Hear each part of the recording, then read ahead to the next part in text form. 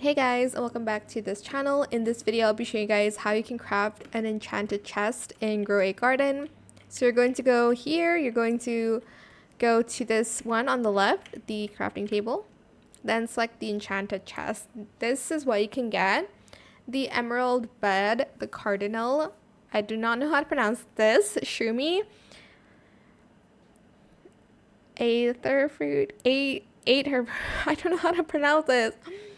Aether fruit and Phoenix, which I doubt I'll get, but please just give me the wisp wing, please. I need the wisp wing. Okay, so anyways, I'm just going to select this. So you will need one sun bulb, one enchanted pack, one enchanted enchanted seed pack, and 6,000 fairy points. Craft, and then I'll just get the sun bulb here, press E, enchanted seed pack, press E, then enchanted egg, and then start crafting.